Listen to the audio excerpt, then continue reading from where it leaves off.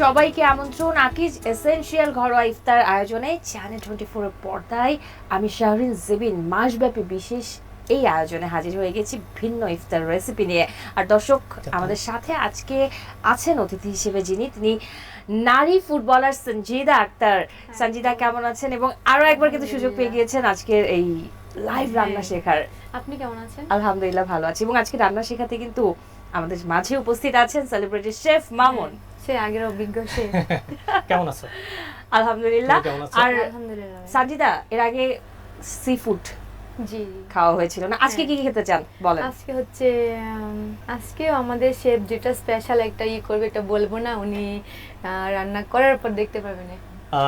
তোমার জন্য আজকে আকিজ এসেনশিয়াল মুরগির মাংসের মশলা দিয়ে একটা তান্দুরি চিকেন মশলা করব। ওয়াও, খুবই টেস্টি, খুবই হেলদি। মানে এই তান্দুরি চিকেন মশলা বাসায় খুব সহজে রেডি করা যাবে? খুব সহজে রেডি করা যাবে এবং কি খুবই গ্রেভি হবে, খুবই ভেলভেটি হবে।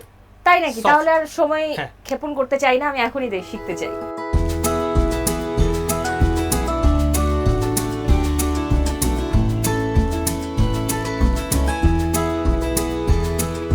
আমরা হয়তো চিন্তা করি তান্দুরি জিনিস মানে খুবই ড্রাই হয়ে যায় চিকেনগুলো। আসলে আমরা আজকে এমন ভাবে করব এটা একটু গ্লেসি ফ্লেভার আসবে এবং খুবই রোস্টি ফ্লেভার আসবে। ওকে ভাই, ঝটপট করে হ্যাঁ, ফেলি। ইনশাআল্লাহ। নাইস। আমরা তুমি এখানে এদিকে একটু আমাকে হেল্প করবা। এখানে চিকেন দিয়ে দাও 4 পিস। হ্যাঁ, এখানে দিয়ে দাও এইভাবে, কারণ তুমি যদি আমার সাথে কাজ করো তাহলে তুমিও শেফ হয়ে যাবা। Salt and pepper half teaspoon. এটা আমরা একটা কোটেড করব চিকেনটাকে। কিউমিন, ধনে গুঁড়া হাফ টিস্পুন, সুগার, কাঁচা লঙ্কা, হ্যাঁ, তারপরে লেমন জুস। এটা পরিমাণ মতো 2 চা চামচের মতো হলে হবে। কাশ্মীরি মরিচের গুঁড়ো, এটা হচ্ছে গরম মশলা, টক দই, হ্যাঁ, টক দই হাফ টিস্পুন। জাস্ট এটা আমরা একটু মিক্স করে নিব। তুমি মিক্স করো, করতে করতে আমি এখানে একটু প্যানে একটু। তাহলে সাজিদা মিক্সিং করতে থাকুক। আমি হ্যাঁ। সাজিদার কাছে একটু বিষয় জানতে চাই। এই যে ক্যাম্পে থাকা হয় তো, তাই না, সব সময় কাজের কারণে, খেলাধুলার প্র্যাকটিসের কারণে বাড়ির খাবার নিশ্চয়ই মিস করা হয়। সেটা তো অবশ্যই। বাড়ির খাবার মিস করা হয়, মায়ের হাতের খাবার মিস করা হয়, ফ্যামিলির সাথে একসাথে ইফতার করা, একসাথে খাওয়া দাওয়া করা, সবকিছু মিস করা হয়। মায়ের হাতের কোন রেসিপিটা মনে পড়ে সব সময়, যে এটা খেতে পারতাম যদি? মায়ের হাতের ওই সময় তো হচ্ছে তাড়াহুড়া করে সবকিছু মনে করা হয়। ইফতারে আমরা তো বাঙালিরা হচ্ছে আগে মুড়ি মাখানো, এগুলো আগে মনে করে, শরবত বানানো, ওগুলো আর কি মিস করি। মা তাড়াহুড়া করে রান্না করে এগুলো সব রেডি করে। হ্যাঁ, থ্যাংক ইউ, খুবই চমৎকার হয়েছে। এখন এটা আমরা জাস্ট সিল করে নিব। সিল মানে এটা হচ্ছে কি একটা সিল হয়ে যাবে 2 সাইড থেকে, মাংসটা ভিতরে খুবই সফট থাকবে। আর যদি সিল না করি তাহলে মাংসটা ড্রাই হয়ে যাবে, এটা সব জুস বের হয়ে যাবে।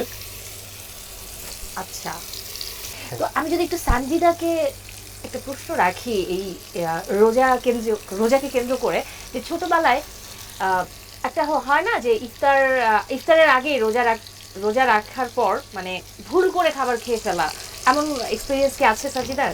হ্যাঁ, আমি যখন ক্লাস 5-এ পড়ি, আচ্ছা, ওই সময় হচ্ছে আমরা সবাই প্র্যাকটিস করতেছি। তো বিকালবেলা স্কুলে প্র্যাকটিসটা? হ্যাঁ, স্কুলের, প্রাইমারি স্কুলের।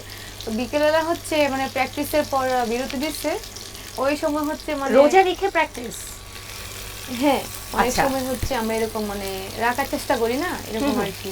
তো ওই সময় অনেক ছোট ছিলাম, তো রাখার চেষ্টা করতেছিলাম আর কি রোজা। পরে হচ্ছে বিরতির সময় মানে যারা রোজা রাখে না তারা পানি খাবে, আর আমরা হচ্ছে রেস্ট করবো যারা রোজা রাখছি। আমি বলেছিল ওদের সাথে গিয়ে পানি খেয়ে ফেলছি। পরে হচ্ছে সবাই বলতেছে ভুলে খেয়ে ফেলছি, তো এটা কিছু হবে না। সাজিদার সাথে গল্প করতে করতে আমার মনোযোগ আবার এই যে চুলোর দিকে চলে যাচ্ছে, কারণ এত দারুণ একটা স্মেল আসছে। শেফ, রান্নার কি অবস্থা? রান্না আমাদের সিল হচ্ছে, আর এখানে কিছু অনিয়ন রিং দিয়ে আজকে আমি দিয়েছি। এটা শিখলাম যে সিল হওয়া। হ্যাঁ, আর কিছু আস্ত রসুন দিয়ে দিয়েছি, কোষগুলো। এরপরে একটা সস তৈরি করব। এখানে আমি আগে থেকে একটু আচারের একটু মশলা তৈরি করেছি, সেটাও আকিজের এসেনশিয়াল সরিষা তেল দিয়ে এবং আকিজের যে মুরগির মাংসের মশলা আছে এটা দিয়ে জাস্ট একটু সোক করে রেখেছি, ভিজিয়ে রেখেছি। সরিষার তেলে হ্যাঁ, মুরগির মাংসের মশলাটাকে একটু সোক করে ভিজিয়ে soak রেখেছি করা। যেন এটা একটু ক্রিমি হয়। আমরা তো Gravy এখানে হয়। ক্রিম ইউজ করব না, সেক্ষেত্রে কিছুক্ষণ রাখলে এটা একটু অয়েলি হয়। এদিকে তাহলে রান্না হতে থাকুক, আমরা কি একটা ছোট বিরতি থেকে ঘুরে আসবো। শিওর। দর্শক দেখছেন আকিজ এসেনশিয়াল ঘরোয়া ইফতার আয়োজন, সময় হচ্ছে ছোট্ট একটা বিরতি, ফিরবো খুব তাড়াতাড়ি, সাথে থাকুন।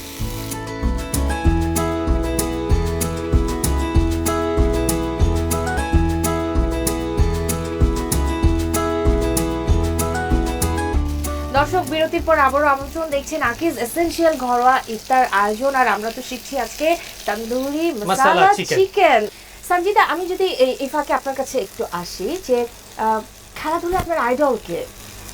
আমার আইডল হচ্ছে ক্রিস্টিয়ানো রোনাল্ডো। বাংলাদেশের পাঠ্য বইয়ে ইন্টারমিডিয়েট লেভেলে আপনার স্টোরি আছে এবং আপনার গ্রাম সম্পর্কে একটা মানে পাঠ্য হ্যাঁ, আমরা একটা কিভাবে উঠে আসছি, subject আমাদের আছে। গ্রামের সবকিছু নিয়ে প্রত্যন্ত অঞ্চল থেকে উঠে আসা এতটা মানে সহজ ছিল না, এটা নিয়ে একটা স্টোরি করেছে, সেখানে হচ্ছে আমিও আছি আর আমার গ্রামের অন্যান্য প্লেয়াররা আছে, মানে সবাইকে নিয়ে আর কি। এবং সেখানে আপনার স্টোরিটাও স্পেশালি আছে। হ্যাঁ, স্পেশালি আছে আমার ছবি দিয়ে একদম। আসলে এই গল্পগুলো আসলে ইন্সপায়ার করে নতুন হ্যাঁ, প্রজন্মকে, এই জন্য যখন আসলে অনেকে দেখে তখন বলে আপু আপনাকে তো বইয়ে আমরা পড়ি, এক্সামে আসে আমাদের, এই মানে অনেক ইম্পর্টেন্ট একটা চ্যাপ্টার, এটা বলে আর কি মানে কি একটা। আচ্ছা, যদি আপনার সুযোগ পান কখনো, মানে কোন ক্লাবে খেলার ইচ্ছা আছে ইন্টারন্যাশনাল? না, আমি তো হচ্ছে ফরেন প্লেয়ার হিসেবে অনেক লিগে খেলে আসছি, ভারতের ইস্ট বেঙ্গলে খেলছি, ভুটানের থিম্পুসিতে হয়ে খেলছি, ইন্টারন্যাশনাল লিগ আশেপাশের দেশগুলোতে তো খেলতে গেছি, বাট মানুষের তো ইচ্ছে থাকে না যে ইংলিশ প্রিমিয়ার বা ইউরোপিয়ান যে লিগগুলো আছে ওগুলাতে খেলার, বাট আমাদের আসলে দেশে ওরকম কালচারে বা আমাদের সাথে থাকে না একটা বন্ডিং বা যোগাযোগ, ওটা হচ্ছে আমাদের আর কি নেই, এই জন্য যার কারণে আমরা অনেকটা পিছিয়ে আছি আর কি। বাট সাউথ এশিয়াতে আমরা বেস্ট, আমরা চাইলেই খেলতে পারি, বাট ওই যে কমিউনিকেশন। শেফ, এদিকে রান্নার কি অবস্থা? আমাদের রান্না অলমোস্ট ডান। এখন আমরা যেটা করব, একটু টক দই দিব। আমরা সবসময় তান্দুরি চিকেন করলে টক দই দিয়ে একটু ম্যারিনেশন করে রাখি 1 আওয়ার 2 আওয়ার, না হলে কিন্তু প্রপার টেস্টটা পাওয়া যায় না, চিকেনের মধ্যে ফ্লেভারটা আসে না। তো এই রান্নাতে যেহেতু মশলা আছে, মশলায় ওই ফ্লেভারটা নিয়ে আসবে। একটু টক দই দিয়ে দিব এখানে, দিয়ে আমরা জাস্ট একটু ব্রেড দিব এখানে। তুমি আমাকে একটু ব্রেডটা দাও। এইভাবে নিশ্চয়ই কখনোই রান্নার সাথে যুক্ত হওয়া হয়নি, তাই না? না না, সেকেন্ড টাইম। হ্যাঁ, ব্রেডটা জাস্ট আমাকে দাও। আমি ব্রেডটা এখানে এই সরিষার তেলে ব্রেডটা একটু গ্রিল করব, জাস্ট কুইক গ্রিল। আর করতে করতে আমরা প্লেটিংয়ে চলে যাব ব্রেডটা হতে হতে। এখানে আমি কিছু অ্যাসোর্টেড ভেজিটেবল দিয়ে দিয়েছি, এগুলো চাইলে খাওয়া যাবে। সঞ্জিতার তো মানে এটাই রান্নার কোনো প্রোগ্রামে প্রথম আসা, তাই না? এই সেকেন্ড টাইম আজকে। হ্যাঁ, তবে আমি বলতে চাচ্ছিলাম চ্যালেঞ্জ 24 এর পর্দাতেই হ্যাঁ, তো এই যে আকিজ এসেনশিয়াল ঘরোয়া ইফতার আয়োজনে যেমন যুক্ত হওয়া হয়েছে, তো এরকম রান্নার আয়োজনে প্রথমবার আসা, তাই না? হ্যাঁ, লাইভ এভাবে কখনো আর কি দেখা হয় না, কিভাবে। তাহলে সঞ্জিতা, আপনি আমাকে একটা থ্যাংক ইউ দিয়ে দেন। থ্যাংক ইউ আপু, অনেকগুলো থ্যাংক ইউ। এমনি চেয়ে নিলাম। আর শেফ তো এদিকে রান্না করছেই। আমাদের মশলার একটা সুন্দর ফ্লেভার আসছে, ব্রেডটাও গ্রিল হয়ে গিয়েছে। এখন যেটা করব, চুলাটা অফ করে আচ্ছা দেব। সঞ্জিতা, ছেলে মানুষ রান্না করবে, শেফ হবে, এটা কিন্তু কেউ ভাবতে পারে না, তাই না? আমাদের কালচারে এটাও কেউ ভাবতে পারে না। তো শেফ, আপনি কিভাবে ভাবলেন যে আপনি রান্নার সাথে যুক্ত হবেন? সঞ্জিতা তো তার কঠিন চ্যালেঞ্জের গল্পগুলো আমাদের সাথে ফাঁকে ফাঁকে শেয়ার করেছে। আসলে আমার ফ্যামিলি ব্যাকগ্রাউন্ডে বা আমার বাবা ছিল একজন সোলজার, ছিল আর্মিতে ছিল। আচ্ছা। তো এই লাইনে কেউ নাই আমার 14 গোষ্ঠীর মধ্যে আর কি, যেটা আমরা লোকালি ভাষায় বলি। বাট আমি অন্য লাইনে ছিলাম। একটা সময় আমি যখন ভাবলাম যে এই পেশাটা আসলে খুব টাকা ইনকাম করা যায় সত্যি বলতে, তো তখন আমি এই পেশাতে আর জয়েন করি। আন্তর্জাতিক পরিমণ্ডলে কিন্তু এই হ্যাঁ, পেশাটা অনেক সম্মানিত। এখন ওয়ার্ল্ডের সব জায়গায়। আমি কিছুদিন আগে আমেরিকা থেকে ট্রেনিং করে এসেছি। খুবই খুবই ভালো এই পেশায় যদি কেউ আসতে চায়। আর এখন আমরা এখানে সঞ্জিতা, এই ফাঁকে কি আমি একটু শুনবো নাকি ছোট করে?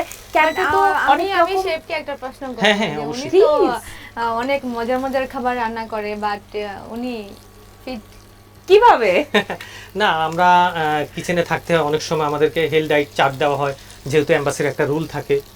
সিক হওয়া যাবে না, মানে একটা ডাক্তারি ইয়ের মধ্যে চলে যেতে হয়। তবে প্রত্যেকটা মানুষ যদি সুস্থ থাকতে হয়, বাসায় যে রান্নাটা করবে বা যেটা খাবে, ধরো রাইস রান্না করলো, রাইসটা যেন 30 মিনিটের ভিতরে রান্না হওয়ার 30 মিনিটের ভিতরে রাইসটা যেন চিলিং টেম্পারেচারে চলে যায়।